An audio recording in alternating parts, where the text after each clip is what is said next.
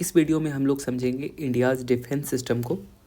India's defence system को हम लोग 3 कंपोनेंट में पढ़ेंगे, missile system, submarine programme and aircraft carrier. आज के वीडियो में हम लोग इस चीज़ को कवर करेंगे, नेक्स्ट वीडियो में submarine programme and next to next में एयरक्राफ्ट कैरियर को। ये शॉर्ट नोट सीरीज़ की सेकेंड वीडियो है। फर्स्ट वीडियो जो कि मेडिवल में के लिए बना था, आपने काफ़ी प्यार दिया और उसके बाद आपने बोला भी था कि ये सीरीज़ को कंटिन्यू रखें। तो आज हम लोग शॉर्ट नोट्स में ओनली मेडिवल को हमने कंप्लीट 1 पेज में कवर किया था, इसे 2 पेज में हम लोग पूरे डिफेंस सिस्टम को कवर करेंगे। क्या क्या डिस्कस करेंगे हम लोग इस वीडियो में? सबसे फर्स्ट में डिस्कस करेंगे India's guided missile development programme. उसके बाद थोड़ी सी देखेंगे अब्दुल कलाम सर के बारे में। फिर समझेंगे क्या क्या मतलब होता है जब आप न्यूज़पेपर में पढ़ते हो, this missile is surface to surface missile, surface to air missile, air to air missile, या कभी आप सुनते हो air tank missile, air tank ballistic missile. क्या डिफरेंस होती है cruise missile and ballistic missile में? ये काफ़ी इंपॉर्टेंट टॉपिक बन जाती है, यहाँ से पिछले साल भी एक क्वेश्चन था। उसके बाद समझेंगे what is the difference between tactical and strategic missile, guided and unguided missile. फिर समझेंगे कि शॉर्ट रेंज मिसाइल से लेके मीडियम रेंज मिसाइल, उसके बाद इंटर कॉन्टिनेंटल मिसाइल। फिर देखेंगे हम लोग क्या क्या मतलब होती है जब हम बात करते हैं conventional and non conventional missile के बारे में। फिर समझेंगे प्रोपल्सन सिस्टम क्या होता है, फिर मिसाइल गाइडेड सिस्टम क्या होता है, और लास्ट में हम लोग मैंने एक लिस्ट प्रिपेयर किया है कि कंप्लीट जितनी भी मिसाइल है इंडिया की अभी तक डेवलप्ड, उसकी मैंने एक लिस्ट बनाई है। उसमें कौन सी प्रपल्सन सिस्टम है, क्या क्या उसमें फंक्शंस होती है, ये सभी चीज़ों को मैंने एक ही पेज में उसको कंपाइल किया है। तो वो लिस्ट मैं आपको लास्ट में दूंगा। तो अब स्टार्ट करते हैं।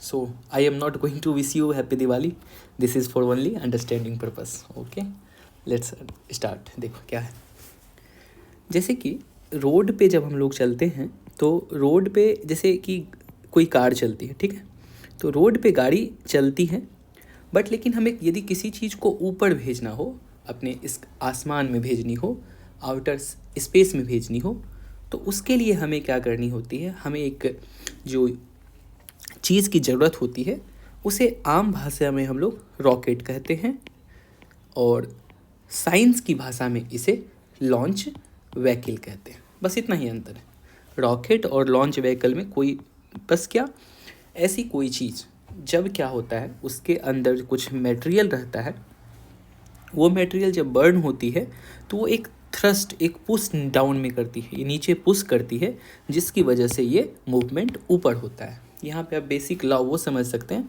कि न्यूटन साहब की जो थर्ड लॉ थी, तो न्यूटन साहब की थर्ड लॉ क्या कहती है, क्या, जितनी आप फोर्स इधर लगाते हो इसके अपोजिट में एक फोर्स ऊपर की डायरेक्शन में जनरेट होता है।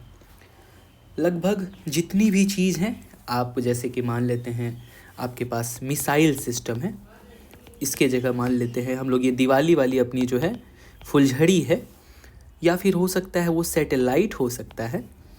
ये सभी चीज़ जो है ये कहाँ फिट होता है, ये वाली दिवाली की जो जैसे कि आवाज़ करेगी वो इस सिस्टम पे फिट होता है। मिसाइल यहाँ पे फिट करेंगे, दिवाली वाली जो बम होती है वो यहाँ फिट होगी, सैटेलाइट भी यहाँ पे फिट होगी। आपको कोई एक मान लीजिए क्या साउंडिंग रॉकेट भेजनी है, वो भी यहाँ पे फिल होगी। मेरी सामान के लिए बस इतनी ही जगह होती है, जैसे कि यहाँ पे है तो ये ऊपर वाली जगह में मेरी फिट होगी। बाकी जो इसका मेजर पोर्शन है, आप कह सकते हैं ऑलमोस्ट 90% जो पार्ट्स होती है, इसमें मेरा रहता है क्या, फ्यूल रहता है। ये जो रॉकेट है, मतलब इसको ऊपर जानी है, इतनी हाइट पे जानी है, तो बहुत ही ग्रेट अमाउंट पे इसे क्या चाहिए, फ्यूल चाहिए। ये फ्यूल बर्न होगा। इस फ्यूल को बर्न करने के लिए फिर इसके लिए हमें इंजन भी चाहिए जहाँ पे ये फ्यूल जलेगा। तो इन सब सिस्टम में फ्यूल होती है, इंजन होती है, प्लस कुछ जगह ऑक्सीडाइज़र होता है। ऑक्सीडाइज़र का मतलब क्या होता है कि जब हम स्पेस में जाते हैं तो स्पेस में वहाँ पे तो ऑक्सीजन होता नहीं है, और दुनिया में किसी भी चीज़ को बर्न करने के लिए हमें ऑक्सीजन चाहिए। बिना ऑक्सीजन का कोई चीज़ बर्न नहीं होगी। तो जब हम आउटर स्पेस में चले जाते हैं तो वहाँ पे ऑक्सीजन नहीं होता है, तो इसी जगह मेरा ऑक्सीडाइज़र लगा होता है जिसमें कि ऑक्सीजन जाता है, जो कि हमारा ये सिस्टम दिखता है। कुछ आपको मिसाइल में ये बाहर से ये स्ट्रैप, इसको साइंस की भाषा में स्ट्रैप ऑन कहते हैं, और आम भाषा में आप ऐसे समझ सकते हैं कि इसमें जो है क्या, जब हमें बहुत लंबी लंबी मिशन करनी होती है तो इतना फ्यूल सफिशिएंट नहीं होता है, तो हम साइड साइड से भी क्या करते हैं, कुछ फ्यूल की और टैंक जो है सट लगा देते हैं उसमें। ये कुछ बेसिक इन्फॉर्मेशन थी मिसाइल के बारे में। अब अपनी पढ़ाई को हम लोग स्टार्ट करते हैं। देखिए, हम लोग अभी पढ़ेंगे इंडियाज़ डिफेंस सिस्टम को। एक छोटी सी बेसिक जनरल नॉलेज, जो मिसाइल मैन ऑफ इंडिया हमारे सर अब्दुल कलाम को कहते हैं, और मिसाइल वुमेन जो है टेसी थॉमस को कहते हैं। मिसाइल वुमेन टेसी थॉमस, और मिसाइल मैन जो है उसे अब्दुल कलाम सर को कहते हैं। इंडिया ने अपना मिसाइल बनाना कब स्टार्ट किया, तो एक मिशन का नाम था जिसका नाम था इंटीग्रेटेड मिसाइल डेवलपमेंट प्रोग्राम। इस प्रोग्राम के अंतर्गत इंडिया ने अपना इंडिजीनियस मिसाइल डेवलप करने का, मतलब स्वदेशी निर्मित, इंडिया खुद अपना मिसाइल निर्मित करेगा, वो इस प्रोग्राम से स्टार्ट होता है। ये प्रोग्राम स्टार्ट हुआ था 1980s में और जाके एंड हुआ 2008 में। ये वर्क कर रहा था मिनिस्ट्री ऑफ डिफेंस के अंडर में। मिनिस्ट्री ऑफ डिफेंस जो कि वर्क करता है, एंड उसके अंदर में DRDO है, DRDO इसको बनाता है, मिनिस्ट्री ऑफ डिफेंस DRDO। ये जो प्रोग्राम है, इस प्रोग्राम को हम कह सकते हैं this is the brain child of sir Abdul Kalam. ये अब्दुल कलाम सर के माइंड की उपज थी, जो इस प्रोग्राम में कंप्लीट, जिसकी पूरी स्ट्रक्चर कैसे हमें क्या डेवलप करनी है, सारे कुछ उन्होंने प्रपोज किया था। हमने क्या क्या अचीव किया इस 1980 से 2008 में। हमने टोटल 5 मिसाइल बनाई। उसमें से जो सबसे पहले इंडिया का जो फर्स्ट मिसाइल था, जिसको कि हम लोग पृथ्वी मिसाइल कहते हैं, ये इंडिया की फर्स्ट मिसाइल डेवलप करी। और ये जो पृथ्वी मिसाइल हमने डेवलप किया, इसका नाम हमने, एक्चुअली इसकी क्या फंक्शन थी, पहले तो एक तो ये शॉर्ट रेंज मिसाइल थी। शॉर्ट रेंज, मीडियम रेंज क्या होती है, इसे हम थोड़ी देर के बाद समझेंगे, बस अभी समझनी है शॉर्ट रेंज, बस ये डिस्टेंस से मतलब होती है। उसके बाद ये सरफेस टू सरफेस मिसाइल है। देखो, इस चीज़ को यहाँ पे हम लोग क्लियर कर लेते हैं। सरफेस टू सरफेस या सरफेस टू एयर या एंटी टैंक मिसाइल। देखो, आप मान लो ये हमारी मिसाइल है, ठीक है, ये हमारी जो है ये मिसाइल है। यहाँ से किसी चीज़ को हमें सरफेस पे ही, यहाँ पे मेरा टारगेट है, इस टारगेट को यदि अचीव करनी है, इस टारगेट को यदि मारनी है, तो हम क्या करते हैं, सरफेस से ये मिसाइल मेरी लॉन्च होगी, इसको जाके डिस्ट्रॉय कर देगा। ये हो गया सरफेस टू सरफेस। क्या हो गया ये, सरफेस टू सरफेस। मान लो कोई क्या हो रहा है कि प्लेन उड़ते हुए आ रहा है ऊपर आसमान से, या कोई स्काई है, मतलब रॉकेट है, कोई किसी और दुश्मन का मिसाइल है, हम लोग इसको सरफेस से लॉन्च करेंगे, इसको एयर में ही मार के गिरा देंगे, तो इसे क्या बोलेंगे, सरफेस टू एयर मिसाइल बोलेंगे, ठीक, सरफेस टू एयर। उसी तरह से अब एंटी टैंक मिसाइल क्या होता है कि ऐसी आपकी कोई मिसाइल जो कि हैवी जो है आपका, 1 सेकेंड, देखो, एंटी टैंक मिसाइल क्या होता है, आपकी ये मिसाइल है, टारगेट में अभी आप कोई जो है बड़ी सी जो हो सकता है, क्या कोई व्हीकल्स हो सकती है, कोई हैवी मोटर हो सकती है, हैवी टैंकर हो सकती है, इस टैंकर को यदि मारना हो तो इसे कहते हैं एंटी टैंक। जस्ट लाइक सोचिए, नाम मतलब क्या होता है, एंटी मतलब क्या, टैंक का एंटी। वो जो देखते हैं जो टैंक होती है, बड़ी बड़ी टैंकर जो चलते हुए आती है, तो उस टैंक को मारने के लिए जो हमने मिसाइल डेवलप किया है उसे एंटी टैंक मिसाइल कहते हैं। अब हम मिसाइल को अपने 2 कैटेगरी में और डिवाइड करते हैं, जिसका नाम है, एक कहते हैं टैक्टिकल और एक कहते हैं स्ट्रेटेजिक। जब कभी किसी मिसाइल के नाम के साथ यदि टैक्टिकल जुड़ा रहे तो इसका मतलब हम लोग समझेंगे वो लेस हार्मफुल है, और यदि स्ट्रेटेजिक जुड़ा रहे तो वो बहुत ही खतरनाक डैमेज कर सकता है, इवन एक सिटी को ख़त्म कर सकता है। तो स्ट्रेटेजिक हो जाएगा जो कि ग्रेट डेंजरस होगा, और टैक्टिकल होगा लेस हार्मफुल, बस डराने के लिए दुश्मन को कि हाँ, उसे एक वार्निंग की तरह से करने के लिए हम लोग टैक्टिकल मिसाइल छोड़ते हैं।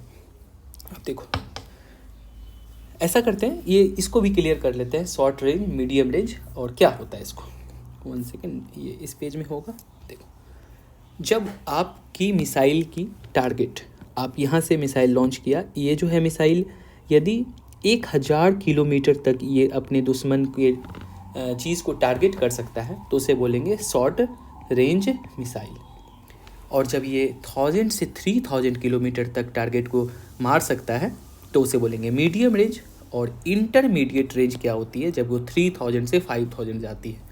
और जो मेरा सबसे हाईएस्ट होता है जिसको कि कहते हैं इंटर कॉन्टिनेंटल मिसाइल, जो कि ग्रेटर देन 5000। अब देखो इंटर कॉन्टिनेंटल का यहाँ पे मतलब इसलिए है कि जब आप कोई मिसाइल यदि 5000 किलोमीटर क्रॉस कर रही है, इसका मतलब है कि वो क्या करेगा, जैसे हम लोग मान लो ये हमारा इंडिया है, हम लोग यदि इसको इंडिया से लॉन्च किए 5000 किलोमीटर में क्या होगा, कंप्लीट वो एशिया एक कॉन्टिनेंट को क्रॉस करके दूसरे कॉन्टिनेंट में पहुंच जाएगा। एशिया से हो सकता है क्या वो अफ्रीका पहुंच जाए, वो यूरोप पहुंच जाए। तो हम मतलब इतनी इसकी कैपेसिटी हो गई क्या, एक कॉन्टिनेंट से हम दूसरे कॉन्टिनेंट में वारफेयर हो सकता है। इसीलिए हमने इसका नाम रखा है इंटर कॉन्टिनेंटल मिसाइल। इसकी रेंज होती है ग्रेटर देन 5000 किलोमीटर। तो अब देखो हमने अपने IMDP प्रोग्राम पे, integrated guided missile development programme पे, हमने जो डेवलप किया टोटल 5 मिसाइल डेवलप किया। उसमें से पहला मिसाइल का नाम था पृथ्वी था हमारा शॉर्ट रेंज मिसाइल। अग्नि हमने किया मीडियम रेंज मिसाइल। त्रिशूल किया शॉर्ट रेंज। आकाश मीडियम रेंज। नाग ये एंटी टैंक मिसाइल था। उसके बाद ये देखो यहाँ पे, इसके बाद क्या है कि हमने जो मेरी जो पृथ्वी थी वो हमारी बैलिस्टिक मिसाइल थी, और अग्नि भी बैलिस्टिक मिसाइल थी। Trishul surface to surface missile थी, and Akash surface to air missile थी। अब बैलिस्टिक मिसाइल क्या होता है एंड क्रूज मिसाइल क्या होता है, सबसे इम्पॉर्टेंट टॉपिक है यहाँ पे cruise missiles and ballistic missiles को समझना। देखो इस दोनों को ऐसे समझ सकते हैं, एक पहले डायग्राम देखते हैं। यहाँ पे एक डायग्राम बना हुआ है। यदि कोई मिसाइल क्या होता है, ये मिसाइल है मेरा, कोई ये समझ कीजिए जैसे गाड़ी है, यहाँ से हमने एक मिसाइल को छोड़ा। ये मिसाइल यदि क्या होगा, यदि ये लोअर हाइट पे रहेगा और अपने टारगेट को अचीव कर लिया, यहाँ पे जाके इसको मार दिया, इसे बोलेंगे क्रूज मिसाइल। बट कोई मिसाइल पहले क्या होता है, पहले यहाँ से चले जाता है स्पेस में जाके फिर स्पेस वहाँ से फिर इसको किसी को टारगेट करता है, उसे बोलेंगे बैलिस्टिक मिसाइल।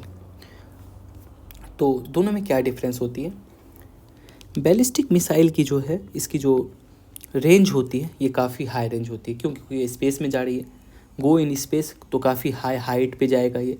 इसका जो पार्ट्स जो होता है वो सेपरेशन में हो चले जाता है। क्यों सेपरेशन में, देखो आपको मिसाइल को बहुत दूर तक भेजनी है, तो हम जो इस पर फ्यूल डालते हैं ना काफ़ी स्टेज में, ये देखो जैसे 1 2 3 4 लिखा हुआ है, ये 4 स्टेज में तो इसकी फ्यूल भरी हुई है। फ्यूल हो सकता है कि इसमें सॉलिड फ्यूल होगा, इसमें लिक्विड होगा, इसमें फिर सॉलिड होगा, यहाँ पे क्रायोजेनिक फ्यूल हो सकता है। तो जिसकी वजह से उसके बाद तो हर स्टेज में क्या होगा, जैसे मान लो यहाँ से इसने लॉन्च किया ये मिसाइल, लॉन्च करने के बाद ये वाला पार्ट ख़त्म हो जाएगा तो ये गिर के बाहर चले जाएगा। कुछ दूर के बाद सेकेंड भी ख़त्म हो जाएगा, तो यहाँ पहुँचते पहुँचते ओनली इसके पास 3rd स्टेज और 4th स्टेज की ही इंजन बची हुई, और उसके पास जो है फ्यूल बचा हुआ है। इस तरीके से लास्ट में जाते जाते जब ये अपने अटैक के बिल्कुल करीब पहुंच जाएगा, तो जब अटैक के बिल्कुल जैसे ये रीजन पे इसको अटैक करनी है, तब इसकी जो ये वारहेड होती है ये यहाँ से ओपन होती है, और यहाँ से हमारा जो है क्या जो पेलोड होता है वो निकलता है और यहाँ से अटैक करता है। ठीक है, यदि मान लो ये कंट्री जिस पे हम लोग अटैक कर रहे हैं उसके पास यहाँ पे रडार सिस्टम लगा हुआ है, तो जब ये स्ट्रैप ऑन यहाँ से ये अलग होगा तो वो इसको डिटेक्ट कर लेगा। तो ये छोटी सी इन्फॉर्मेशन थी इसमें। देखो तो जो ये मेरा बैलिस्टिक मिसाइल है, बैलिस्टिक मिसाइल की हाइट अधिक होगी, स्पेस में जाएगा, इसका पार्ट सेपरेट हो जाएगा। इसे हम लोग स्ट्रेटेजिक मिसाइल करते हैं, मतलब यदि कहीं पे वो चला गया उसको परमानेंट डैमेज कर देगा। बहुत ही हम लोग अभी जस्ट देखें, स्ट्रेटेजिक जो मिसाइल होती है वो काफ़ी डेंजरस होती है, और जो टैक्टिकल होती है वो लेस हार्मफुल होती है। ठीक है, क्रूज मिसाइल को हम लोग टैक्टिकल में रखते हैं, टेम्पररी डैमेज, और ballistic missile permanent damage. Cruise missile चूँकि हमारी सरफेस पे ही मतलब थोड़ी सी हाइट पे जाती है, इसको ट्री मिसाइल भी कहते हैं, इसलिए इसमें हम लोग जेट इंजन यूज करते हैं। अभी हम लोग जब आगे बढ़ेंगे ना तो समझेंगे कि जेट इंजन क्या होता है। देखो एक लाइन में यदि समझना हो तो जब तक आप अर्थ के एटमॉस्फेयर में रहते हैं तो आपको ऑक्सीजन की कोई ज़रूरत नहीं है। तो यहाँ पे जो मिसाइल चलती है वो एटमॉस्फेयर से ही ऑक्सीजन ले लेता है, तो इसको मूव करना काफ़ी आसान होता है। और जो हमारी मिसाइल स्पेस में जाती है, सबसे बड़ी समस्या इसमें क्या आती है, हमें जो फ्यूल लेना होता है उसके साथ साथ हमें ऑक्सीजन भी कैरी करना होता है। इस ऑक्सीजन की वजह से हमारी जो मिसाइल काफ़ी भारी हो जाती है। बट एक्चुअली ये सरफेस टू सरफेस ही इसे लड़ाई करनी है, तो ऐसे इंजन जो कि इसको अर्थ के एटमॉस्फेयर में गिराना है, तो वहाँ पे हम लोग जेट इंजन यूज करते हैं। इसमें फ्यूल होगा, प्लस देखिए लिखा हुआ भी है कि यूज एटमॉस्फेरिक ऑक्सीजन। इसमें कोई पार्ट सेपरेट नहीं होगा।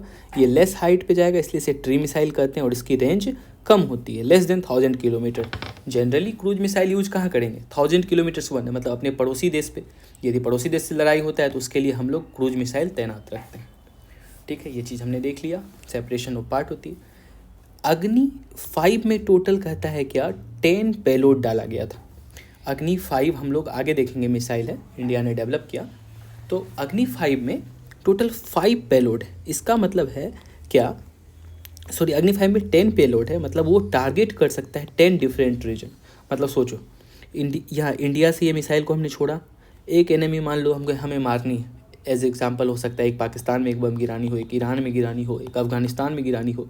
इस तरीके से हम 10 अलग अलग जो लोकेशन पे भी इससे क्या कर सकते हैं, अटैक कर सकते हैं अग्नि 5 से अपना। दोनों में जो डिफरेंस हमने ऊपर देखा, cruise missiles and ballistic missiles, इसके बारे में देखो। एक्चुअली क्या है ना कि क्रूज मिसाइल भी काफ़ी डेंजरस होती है। ऐसा नहीं है कि वो मतलब जो है कि लेस डेंजरस होती है, ये भी खतरनाक होती है। मैक्सिमम टाइम आप देखो, इसके बारे में अब्दुल कलाम सर ने बहुत अच्छी स्टेटमेंट बोली थी। अब्दुल कलाम सर ने कहा था क्या, जो बड़ी मिसाइल होती है ना वो ओनली 100 पीस बन के रह जाती है। क्या आपको लगता है क्या इंडिया बैलिस्टिक मिसाइल किसी पे छोड़ेगा? नहीं छोड़ेगा ना। उतना छोड़ने पे फिर क्या हो जाएगा, एक वारफेयर हो जाएगा। कभी कभी दुश्मन को डराने के लिए हम लोग क्या करते हैं, छोटी मिसाइल छोड़ते हैं, यूज़ भी छोटी मिसाइल की ही होती है। तो इसलिए अब्दुल कलाम सर ने कहा था क्या, जो बड़ी मिसाइल है ना वो 100 पीस बन के रह जाती है, और मैक्सिमम टाइम हमें यूज़ होती जो है वो छोटी मिसाइल यूज होती है। क्रूज मिसाइल की क्या खासियत है, ये स्मॉल हाइट का होता है, तो ये डिफ़िकल्ट टू डिटेक्ट होता है, रडार इसे पकड़ नहीं पाती है, और डायरेक्ट जाके ये क्या गया और अटैक करके वापस आ गया। ठीक है, cruise missiles and ballistic missile में क्या डिफरेंस है? क्रूज मिसाइल गाइडेड होता है, अनमैन्ड होता है, इसमें कोई मैन नहीं होता है। गाइडेड मतलब हम इसे कंप्यूटर से इसकी लोकेशन को गाइड कर सकते हैं। ये विद इन एटमॉस्फेयर होता है। एटमॉस्फेयर मतलब अर्थ के सरफेस से कुछ ही हाइट के ऊपर से ये फ्लोट करता है, तो विद इन एटमॉस्फेयर। इसमें मोस्टली कौन सी इंजन यूज करते हैं हम लोग, तो इसमें मोस्टली जेट इंजन यूज़ होता है। इसको हम लोग कहाँ कहाँ से लॉन्च कर सकते हैं, लैंड से, एयर से और वाटर से, तीनों जगह से यूज कर सकते हैं। और जैसा कि हमने क्रूज मिसाइल बनाया है, उसमें से एक वो जो सबसे इम्पोर्टेंट है वो ब्रह्मोस है, और नेक्स्ट वन इज निर्भय मिसाइल। बैलिस्टिक मिसाइल के बारे में क्या है कि ये एक कहता है कि पैराबोलिक ट्रेजेक्ट्री फॉलो करता है। पैराबोलिक ट्रेजेक्ट्री किस तरह का ट्रेजेक्ट्री होता है, जैसे मान लो आपकी मिसाइल यहाँ से लॉन्च कर रही है, ये मिसाइल लॉन्च की, तो इस तरह के पाथ को, चूँकि पहले स्पेस में जाएगा, फिर स्पेस में अपने टारगेट को ढूंढेगा, फिर उसके बाद अटैक करेगा। ये जो पाथ होता है, इस पाथ को पैराबोलिक पाथ कहते हैं। ठीक है, ओके। तो इसकी ट्रेजेक्ट्री पैराबोलिक होती है। इसे हम लोग ओनली लैंड और सी से लॉन्च कर सकते हैं। ठीक है, एयर से इसे हम लॉन्च लैंड और सी से कर सकते हैं, एयर से नहीं कर सकते। इसके लिए हमने जो बनाया है, एक हमारे पास अग्नि मिसाइल है and next one is Prithvi missile है। ठीक है, कहते हैं क्या, बेस्ड ऑन, अब हम अपने सारे सैटेलाइट को वो करेंगे, डिफ्रेंशिएट करेंगे, किस किस बेसिस पे हमने सैटेलाइट को डिवाइड किया है। मान लो आप सैटेलाइट की स्पीड पे सैटेलाइट को, मिसाइल को डिफ्रेंशिएट कर रहे हो, तो जब हम स्पीड की बात करें तो जो हमारी मिसाइल्स हैं उसे हम 3 कैटेगरी में रखते हैं। एक सबसोनिक, एक सुपरसोनिक, एक हाइपरसोनिक।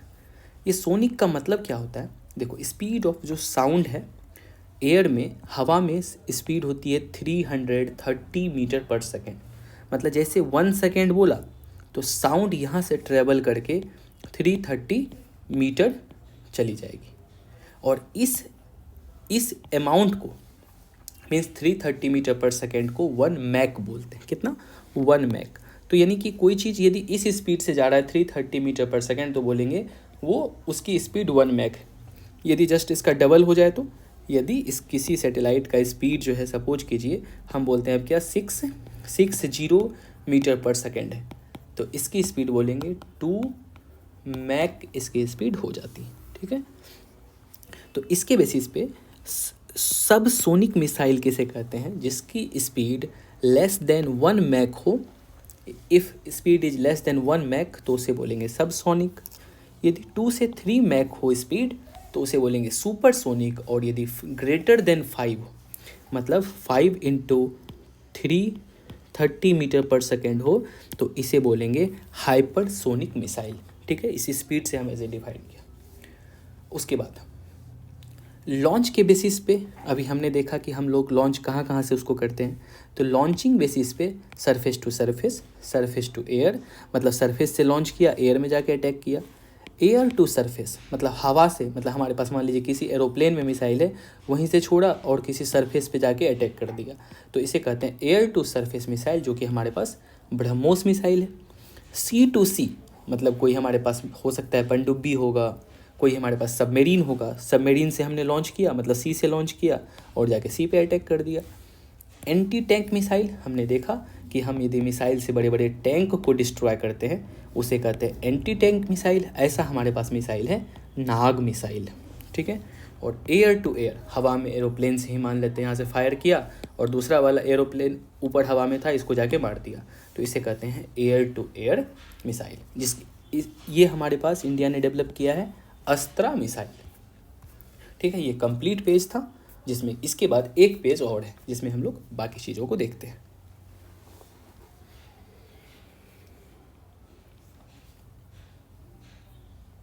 आप इसके स्क्रीनशॉट ले सकते हैं।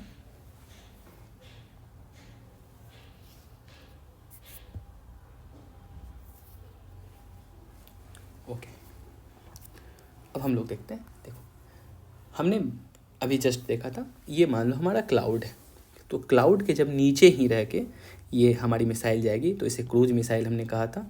और यदि स्पेस में जाके फिर वहाँ से अटैक करता है इसे बैलिस्टिक मिसाइल कहते हैं। अब हम लोग जो अभी तक हमने, ये थर्ड क्लासिफिकेशन है। फर्स्ट क्लासिफिकेशन अपने मिसाइल को हमने बांटा था स्पीड के अकॉर्डिंग, सबसोनिक, सुपरसोनिक, हाइपरसोनिक। ये सेकेंड डिवीजन किया हमने लॉन्चिंग मोड से कि कहाँ से हम उसे लॉन्च कर रहे हैं। और थर्ड वन जो हमारा होगा कि गाइडेड और अनगाइडेड, नाम से ही बिल्कुल क्लियर है। यदि मान लो आपने कोई मिसाइल छोड़ा और छोड़ने के बाद आपका मन जैसे कि बदल गया, मान लो हमें अटैक करनी थी, यहाँ पे चाइना पे अटैक करनी थी, लेकिन मन बदल गया, हमने सोचा चलो छोड़ दो, बच्चा है उसको माफ़ किया जाता है, रास्ता हम उसे या तो बदलना चाहते हैं। तो जब हम उसके रास्ता को चेंज करना चाहते हैं तो ऐसे यदि हम उसे चेंज कर सकते हैं, हमारे पास ऐसी कैपेबिलिटी है, तो उस सिस्टम को कहते हैं गाइडेड मिसाइल। कैसे चेंज करेंगे इसकी डायरेक्शन, तो उसकी आइदर हो सकता है हम उसे जीपीएस से चेंज करें, इंफ्रारेड रे से करें, कैमरा से करें या लेज़र से करें। ये सब गाइडेड की, यहाँ से हम उसे गाइड कर सकते हैं। गाइडेड मिसाइल ऑलवेज इसमें क्या होगा, विंग होगा। आप उसको देख के पहचान सकते हैं कि गाइडेड मिसाइल जो होगा उसमें विंग होगा। Used when target is moving, और कब, अब मान लो कि कोई टारगेट मूविंग कर रहा है, उसको मारना है, तो उसके लिए तो आपको हमेशा उसका पोजीशन ट्रैक करना होगा। तो जब पोजीशन ट्रैक करेंगे, हो सकता है कि जैसे मान लो आपकी ये मिसाइल है, आपने मिसाइल छोड़ दी, अभी ये उड़ के यहाँ चला गया, फिर यहाँ चला गया, मतलब मूव कर रहा है आपका टारगेट, तो ऐसे जगह पे आपको बार बार आपको अपनी लोकेशन चेंज करनी होगी इसे हिट करने के लिए, बिकॉज वो अपनी खुद लोकेशन चेंज कर रहा है। तो ऐसे जगह पे हम लोग गाइडेड मिसाइल का यूज करते हैं। इसमें क्या होता है, विंग होता है। जो अनदर टाइप की होती है जिसको अनगाइडेड कहते हैं, इसे सबसे अच्छा आप इसके नाम से एक बार देखो, इसे कहते हैं क्या, दागो और भूल जाओ। मतलब एक बार यदि आपने छोड़ा उसके बाद भूल जाइए कि वो जो टारगेट आपने सेट कर दिया है उसके अलावा ये कहीं नहीं जाएगा, वो उस जगह परमानेंट वहीं जाके ब्लास्ट हो जाएगा। इसलिए से बोलते हैं दागो, मतलब फायर करो और उसके बाद भूल जाओ। ऐसा हमने जो मिसाइल डेवलप किया उसे नाग मिसाइल कहते हैं। ठीक है, हमने इसे यूज्ड किया था जब and used when target is stable. ठीक है, जब टारगेट, और ये कब करते हैं, जब टारगेट मेरा स्टेबल हो, हमें पता है कि वहाँ पे हमारा दुश्मन है, तो जाके हम उसको अटैक कर देते हैं। इंग्लिश में से कहते हैं फायर एंड फॉरगेट, दागिए और भूल जाइए। अब हमने जो अभी देखा था कि 3 के बाद 4th नंबर पे हमारी जो डिवीज़न है वो कहते हैं बेस्ड ऑन रेंज पे। तो रेंज पे हमने देख लिया short range, medium range, intermediate और इंटर कॉन्टिनेंटल रेंज जो ग्रेटर देन 5000 किलोमीटर होता है। कहता है on the war head. War head मतलब क्या होता है कि आपका जो है कि कितनी पावरफुल उसमें जो है आपने ये जो जैसे मिसाइल आपने हम लोग बात की थी कि 90% पे तो उसकी सारी फ्यूल रहेगी, यही वार हेड पे जो है आप पेलोड डालते हो, भरते हो अपना कि कितनी खतरनाक वेपन इसमें डालते हो। तो इस पे इसको हमने जो है ये तो पहली बात तो ये 5th नंबर की क्लासिफिकेशन है। और वार हेड तो यदि हम उसमें उसको कन्वेंशनल बोलते हैं और या तो उसे स्ट्रेटेजिक बोलते हैं। जब हम उसे कन्वेंशनल बोलते हैं और तो इसका मतलब है उसमें हाई एनर्जी एक्सप्लोसिव है, और जब हम उसे स्ट्रेटेजिक बोलते हैं तो उसमें मतलब होता है क्या, उसमें हमने न्यूक्लियर वारफेयर डाला है। न्यूक्लियर मतलब क्या होता है कि बहुत खतरनाक, एक बार जब वो चला गया तो सालों साल, मतलब जैसे कि एग्जांपल जापान पे जो अटैक हुआ था हिरोशिमा नागासाकी पे, वो न्यूक्लियर वारफेयर था। तो आज तक अप्रॉक्स 70-80 ईयर्स हो चुका है, बट स्टिल वहाँ की लैंड पे, वहाँ की भूमि पे आज भी रेडियो एक्टिव मटेरियल्स है, वहाँ के बच्चे अपंग जन्म लेते हैं, लैंड वहाँ की काफ़ी डिग्रेड हो चुकी है। ये पूरी की पूरी सिटी तबाह कर सकती है यदि वो मिसाइल स्ट्रेटेजिक हो। स्ट्रेटेजिक का मतलब क्या समझेंगे, उसमें न्यूक्लियर वारहेड लगा हुआ है। और कन्वेंशनल का मतलब क्या समझेंगे कि हाँ हाईली एक्सप्लोसिव है बट न्यूक्लियर मटेरियल उसमें नहीं है। अब कहता है क्या, बेस्ड ऑन प्रपल्सन सिस्टम हमें इसमें डिवाइड करते हैं। देखो प्रपल्सन सिस्टम क्या होता है, अब थोड़ा इसको समझने के लिए 1 मिनट हम लोग दूसरी स्लाइड पे चलते हैं। देखो ये पहले तो एक डायग्राम है, डायग्राम में देखो प्रपल्सन सिस्टम का क्या मतलब होता है कि जैसे कि ये देखो ये पूरी की पूरी यहाँ से यहाँ तक के सिस्टम को प्रपल्सन सिस्टम कहते हैं। प्रपल्सन सिस्टम में हमारा फ्यूल आता है, ऑक्सीडाइज़र, ये ऑक्सीडाइज़र यहाँ से इसको क्या करेगा, ऑक्सीजन सप्लाई करेगा, ऑक्सीडाइज़र, बाकी इसकी कुछ सारी एलिमेंट्स होती है। मतलब जनरली हम लोग समझेंगे कि जो ऑक्सीजन प्लस उसके बाद फ्यूल प्लस इसके बाद इंजन, ये सभी मिलके प्रपल्सन सिस्टम को हमारा बनाता है। और ऊपर में पेलोड सिस्टम होता है जहाँ से कि हम मटेरियल रखते हैं फायरिंग के लिए। तो ये वाली चीज़ को हम लोग कहते हैं प्रपल्सन सिस्टम। तो हमारा जो प्रपल्सन सिस्टम होता है इसको 2 कैटेगरी में डिवाइड करते हैं। एक तो होता है एयर ब्रीदिंग प्रपल्सन सिस्टम, एक होता है non air breathing propulsion system. नाम से ही क्लियर है, यदि आपको सरफेस के आसपास ही रहना है, मतलब ये अर्थ की सरफेस है, यहाँ तक एटमॉस्फेयर है, यदि इसी रेंज में आपकी मिसाइल रहेगी जहाँ पे कि इजीली ऑक्सीजन अवेलेबल होगा तो उसे बोलेंगे एयर ब्रीदिंग। मतलब एयर से सांस ले रहा है वो, मतलब क्या, वो ऑक्सीजन ले रहा है और ये ऑक्सीजन वो क्या करेगा, इस ऑक्सीजन का हेल्प जो है वो लेगा अपने फ्यूल को बर्न करने में। अब मान लेते हैं कि काफ़ी ये आउटर स्पेस में चला गया और आउटर स्पेस में जाने के बाद वहाँ पे कोई ऑक्सीजन नहीं है, उस सिस्टम को कहते हैं non air breathing propulsion system. वैसे जगह पे हमें ऑक्सीजन साथ में लेके जाना होता है जिसे ऑक्सीडाइज़र कहते हैं।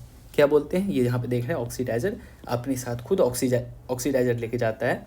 एक चीज़ और है क्या, इस जो ऑक्सीडाइज़र हम लोग जो लेके जाते हैं इसे कहता है क्या, ये नेसेसरी एविल है। नेसेसरी एविल मतलब कि हमारा जो कहता है क्या, ये मतलब हम लोग के लिए एक मतलब अच्छा नहीं है बट स्टिल हमें इसको लेके जाना होता है। क्यों, क्योंकि ये इतनी वजन बढ़ा देती है ना हमारी ये पेलोड की कि हमारी सैटेलाइट की जो इफ़िशियंसी पे प्रभावित होता है। मतलब हम जितनी दूर जा सकते थे उतना दूर नहीं जा सकते हैं बिकॉज इसकी वजन होने के कारण, बट स्टिल हमें इसे ले जाना होगा, अदरवाइज हमारा तो ये सैटेलाइट मतलब हमारा ये रॉकेट ऊपर मूव ही नहीं करेगा। देखिए एक चीज़ क्या है, तो जिसकी वजह से है ना, तो हम इसे नेसेसरी इविल कहते हैं। कहता है क्या, greater than 50% of fuel need oxidiser. मतलब यदि आपके पास सपोज कीजिए 100 लीटर फ्यूल है तो उसमें से जो है 50 लीटर से अधिक जो है आपको ऑक्सीडाइज़र भी लेके साथ में जाना होगा। ऑक्सीडाइज़र कहता है क्या, compromised the amount of fuel carrying capacity, और ये प्रपल्सन सिस्टम में फ्यूल प्लस इंजन आती है। ओके,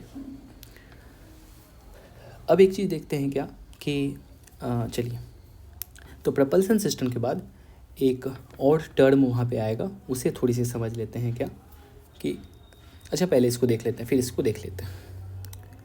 तो प्रपल्सन सिस्टम में जो हम लोग उसमें जो अपनी रॉकेट में जो फ्यूल डालते हैं वो फ्यूल की इस तरीके से होती है। ये मान लो आपकी ये रॉकेट है। तो जनरली जो सबसे फर्स्ट स्टेज होता है, इस फर्स्ट स्टेज में हम लोग सॉलिड फ्यूल डालते हैं, ठीक है। इसके बाद हम लोग लिक्विड फ्यूल डालते हैं, सॉलिड लिक्विड से होके इस तरह से जाती है, और लास्ट ऊपर में क्रायोजेनिक भी यूज करते हैं। वो डिपेंड करेगा हमें कितनी हाइट पे जानी है, या हो सकता है कभी सॉलिड लिक्विड पे ही काम चल जाएगी। यदि नीचे सरफेस पे रहेगी तो मतलब जैसी हमारी डिमांड रहेगी, हमें उतनी टेक्निकल एस्पेक्ट में नहीं जानी है कि क्या किस में रहती है, बट ये समझना है क्या, तो हमारा फ्यूल सॉलिड फ्यूल हो सकता है, लिक्विड फ्यूल हो सकता है, एक हाइब्रिड मतलब क्या होगा, सॉलिड भी होगा प्लस लिक्विड होगा। अब जो यहाँ पे देख रहे हो ये तीन जो है, एक जिसको हम लोग कहते हैं ramjet, scramjet and cryogenic. Ramjet और स्क्रैमजेट क्या है? रैमजेट का एडवांस वर्जन है स्क्रैमजेट। ये हम लोग तब यूज करते हैं जब हमें एयर पे ही अपनी मिसाइल को जो हमने देखा था क्या, हमें अपने एटमॉस्फेयर के विदिन रहनी है। ये एयर ब्रीदिंग प्रपल्सन सिस्टम पे वर्क करती है, जो एयर से ही क्या करेगा, ऑक्सीजन ले लेगा और वो करेगा। इसकी फिगर कैसी होती है ये देखो, ये है पूरी डायग्राम रैमजेट इंजन की, और ये है डायग्राम स्क्रैमजेट इंजन की। हालांकि ये देखो, पहले हमने रैमजेट डेवलप किया। रैमजेट का कुछ इस तरीके से फंक्शन होता है, मिसाइल इस तरह से आगे मूव करती है, इधर से इसमें एयर जाता है, एयर अंदर जाने के बाद हम यहाँ पे एक कंप्रेशन लगाते हैं। ये कंप्रेशन का दो काम होता है। कंप्रेशन इसमें क्या करता है, हमारे इसमें टेम्परेचर को काफ़ी इंक्रीज कर देता है, और ऑक्सीजन के अमाउंट को भी कंप्रेस कर करके ढेर सारा ऑक्सीजन इसमें ले आता है। अब जब ढेर सारी ऑक्सीजन हो गई है, ढेर सारी टेम्परेचर हो गई है, तो काफ़ी हाई स्पीड पे ये बर्न करेगा, मतलब जलेगा। और जब ये जब हाई स्पीड पे बर्न करेगा तो काफ़ी तेज़ी से आगे बढ़ेगा, और उतनी ही तेज़ी से पीछे पुश करेगा, तो आगे ये बढ़ते रहेगा। ये हमने किया था डेवलप रैमजेट इंजन को। लेकिन आगे चल के क्या हुआ कि रैमजेट इंजन हमारा उतना इससे भी हम इसको क्या चाह रहे थे, हाईली एफिशिएंट और अधिक बनाने के लिए। तो हमने क्या किया, यहाँ पे हमने 2 ब्लॉकेज लगाया था रैमजेट इंजन में, ताकि ये क्या करे ना, हमारा जो ऑक्सीजन बर्न हो वो लिमिटेड अमाउंट में, मतलब हमारी पूरी फ्यूल लिमिटेड अमाउंट में बर्न हो। ये ब्लॉकेज करे, blockage to reduce the gap so that much more air compressed there, मतलब बहुत सारे एयर को कंप्रेस करे और धीरे धीरे हमारा फ्यूल जले। हमने अपने स्क्रैमजेट इंजन में क्या किया, हमने ये वाली चीज़ को हटा के फेंक दिया। अब हमारा क्या हो रहा है, सब सिस्टम वही है, एयर इसमें से आ रही है, अंदर एयर जा रही है, यहाँ पे फ्यूल बर्न हो रहा है। लेकिन अब इसकी जो कंबशन है हाईली इफिशिएंट, बहुत ज़्यादा कंबशन यहाँ पे हो रहा है, जिसकी वजह से क्या हो रहा है, क्या टेम्परेचर और अधिक हुआ, और अधिक ऑक्सीजन जा रहा है, तो इसकी स्पीड जो है अब सुपरसोनिक हो गई। जब हम सुपरसोनिक बोल रहे हैं, इसका मतलब स्पीड ग्रेटर देन 5 मैक। ठीक है, इसरो ने टेस्ट किया ये वाली ATV-TD एडवांस टेक्नोलॉजिकल व्हीकल, जो कि ये स्क्रैमजेट पे इसका डेमो वर्जन था। और अभी इस तरह से भी एक प्लानिंग की जा रही है क्या, कि जो हमारा जो लॉन्च व्हीकल्स होगा, हम उसमें इस तरह का मॉडल डालें कि कभी जब हमें कम स्पीड की ज़रूरत हो तो वो उसमें रैमजेट इंजन यूज हो, उसी रॉकेट में यदि हमें अधिक स्पीड अप चाहिए तो हम क्या करेंगे, उसको स्क्रैमजेट इंजन चालू कर देंगे। मतलब रैमजेट और स्क्रैमजेट आपस में जब जिसकी ज़रूरत होगी वो काम करेगा उसमें। तो ये था इसमें। तो हमारा जो propulsion system ramjet, scramjet and cryogenic का मतलब क्या होता है। क्रायो मतलब देखिए, वर्ड जो क्रायो है, क्रायो मतलब होता है कि बहुत ठंडा। Cryo means very cold. जब कोई आपके टेम्परेचर आप काफ़ी लो कर देते हो तो क्या होता है, गैस जो है आपका वो लिक्विड में बदल जाता है। मतलब जैसे हाइड्रोजन, ये गैसियस स्टेट में होता है, जब हम इसे -252 डिग्री सेल्सियस पे कर दे तो ये लिक्विड हाइड्रोजन बन जाएगा। और जो ऑक्सीजन है, ऑक्सीजन को यदि हम -183 डिग्री सेल्सियस पे कम करें टेम्परेचर इसकी, तो ये लिक्विड ऑक्सीजन बन जाएगा। तो हम इस लिक्विड में कन्वर्ट करके अपने जो है फ्यूल को ले जाते हैं स्पेस में, और वहाँ से वो यूज़ करते हैं उसमें। तो ये होता है यहाँ पे। अब उसके बाद कहता है कि हम जो है अपने सैटेलाइट को कैसे गाइडेंस करें। गाइडेंस मतलब हम अपनी सैटेलाइट को या मिसाइल को कैसे बताएं कि अब तुमको इधर जाना है या यहाँ पे अटैक करनी है। इस चीज़ को कहते हैं guidance system. Method of guiding a missile और guiding a bomb to its intended target. तुम्हें किस टारगेट को अचीव करनी, कहाँ पे तुम्हें अटैक जाके करनी है। तो इसके लिए हमारे पास कुछ सिस्टम्स हैं। जैसे कि इनिशियल में होता था वेयर गाइडेंस, ठीक है। वेयर नहीं होगा, सॉरी, यहाँ पे वायर होगा, I am sorry, WIRE, wire. Initial satellite में पतली सी तार लगी होती थी। जैसे मान लो हमने यहाँ से लॉन्च किया अपने मिसाइल को, एक चीज़ मैं बार बार मिसाइल बोलने की जगह मैं सैटेलाइट बोल दे रहा हूँ, तो आप इसको समझना। चूँकि हम लोग मिसाइल पे बात कर रहे हैं तो सैटेलाइट मेरे मुंह से निकल जा रहा है मिस्टेकली, तो वो चीज़ को आप थोड़ा ध्यान रखिएगा। तो जो हमारा जो मिसाइल है, जैसे हमने यहाँ से लॉन्च किया तो लॉन्चिंग स्टेशन से इस मिसाइल में क्या होता था, पतली सी वायर इसमें जुड़ी रहती थी और हमेशा जहाँ तक ये जाएगा इससे वायर कनेक्टेड है। तो हम स्टार्टिंग में वायर से इसमें सिग्नल भेजते थे और इसे डायरेक्शन बताते थे। उसके बाद हमने क्या किया, इससे एडवांस फीचर में गए तो इसके बाद हमने यूज करने लगा कमांड गाइडेंस। कमांड गाइडेंस में क्या होता था, क्या इसके साथ जो है guided through a ground station और एयरक्राफ्ट थ्रू सिग्नल। अब हम इसको सिग्नल भेजते थे, वो सिग्नल इस पर डिटेक्ट करता था, वायर अब नहीं हुआ, तो ये कमांड गाइडेंस हुआ। इससे और आगे बढ़े तो उसके बाद आया इनर्शियल गाइडेंस सिस्टम। आज के समय में मोस्ट ऑफ सैटेलाइट में इनर्शियल गाइडेंस सिस्टम यूज होता है। कैसे इनिशियल गाइडेंस सिस्टम यूज होता है, आप इसको ऐसे समझो कि ये अर्थ है, यहाँ से सोचो हमने अपनी सैटेलाइट लॉन्च की है, यहाँ मेरा टारगेट, तो हम यहाँ से मैथमेटिक्स में ज़्यादा नहीं जानी है, मतलब यहाँ से एक परपेंडिकुलर डिस्टेंस हम लोग लेते हैं, इसका परपेंडिकुलर डिस्टेंस लेते हैं, यहाँ से एक ग्रेट सर्कल फिर जो है निकालते हैं। ग्रेट सर्कल है एक क्या, अर्थ को जो सबसे जो उसके सेंटर से पास होती हो लार्जेस्ट सर्कल, और इस डायरेक्शन में हम एंगल निकाल के लॉन्च करते हैं यहाँ सैटेलाइट, तो इसे कहते हैं इनर्शियल गाइडेंस सिस्टम। हमें उतनी डिटेल्स में नहीं जानी है, बस याद रखनी है कि किस किस सिस्टम पे ये वर्क कर सकता है, ताकि ऑप्शन हम एग्जामिनेशन में एलिमिनेट कर पाए। बाकी हमें तो साइंटिस्ट बनना नहीं है, अब UPSC निकालनी है। उसके बाद देखो, उसके बाद होता है एक laser guidance system. Laser guidance system USA ने पहली बार इसे डेवलप किया था वियतनाम वार के ड्यूरिंग, और इसमें क्या होता है, एयरक्राफ्ट, ऐसे मान लो ये हमारा एयरक्राफ्ट है या मिसाइल सिस्टम है, ये हमारी टारगेट है। एयरक्राफ्ट यहाँ से लेज़र मारता है, ये लेज़र यहाँ से रिटर्न होकर इसे सिग्नल देता है और ये सिग्नल डिटेक्ट करके यहाँ से ये अटैक कर देता है इस पर, इसे कहते हैं लेज़र गाइडेंस सिस्टम। इसके बाद जो मोस्ट एडवांस आज की फीचर्स है, या तो आप रेडियो फ्रीक्वेंसी यूज कर लो या फिर GPS यूज कर लो। GPS का डायरेक्ट एड्रेस डालो, डायरेक्ट होम डिलीवरी मिसाइल हो जाएगी। मतलब आपने यहाँ से छोड़ा, मान लो इस जगह भेजनी, यहाँ की GPS आपने फिट कर दी, मिसाइल डायरेक्ट आ जाएगा, कोई इसे कोई डिस्टर्बेंस नहीं होगी। तो ये कंप्लीट था पूरी की पूरी मिसाइल सिस्टम में जितनी टर्मिनोलॉजी आती है, जितनी न्यूज़पेपर में कीवर्ड आती है, जितनी मैगजीन में कीवर्ड आती है, ये कंप्लीट हमने डिस्कशन इसकी की। इसके बाद जो बताए थे हम लोग, ये देख लिया कि लिस्ट देंगे, तो ये लिस्ट है। लिस्ट में 3 कैटेगरी है। एक तो नेवल सिक्योरिटी के लिए है, जो नेवी के सिक्योरिटी के लिए जितने उन्होंने मिसाइल्स डेवलप करा है, और थोड़ी सी लास्ट में है एयर डिफेंस सिस्टम में क्या है। और यहाँ से आप इसको आसानी से अब समझ में आ जाएगा।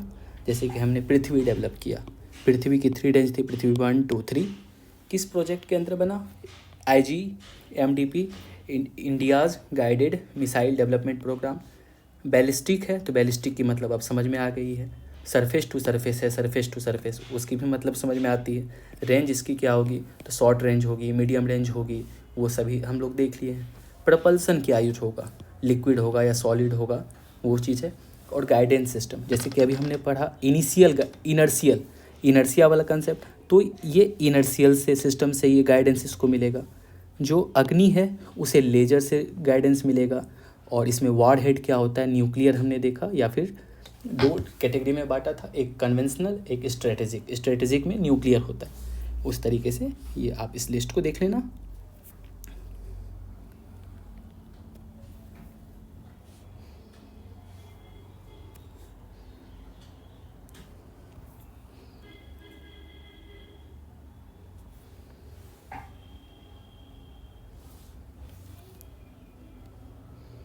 ये है एयर डिफेंस वेपन, जिसमें कि हमने एडवांस एयर डिफेंस बनाया IBDMP प्रोग्राम के तहत। एंटी बैलिस्टिक मिसाइल है, ये उतनी डिटेल में नहीं जानी इसमें, बस एक बार देख लेनी है कि हमारे इंडिया ने क्या किया। जैसे ब्रह्मोस काफ़ी इंपॉर्टेंट है, ब्रह्मोस अक्सर न्यूज में रहता है, तो ब्रह्मोस को एक बार देख लीजिएगा। ये हमने इंडिया और रसिया का ज्वाइंट वेंचर था, इसमें हमने क्रूज मिसाइल बनाया।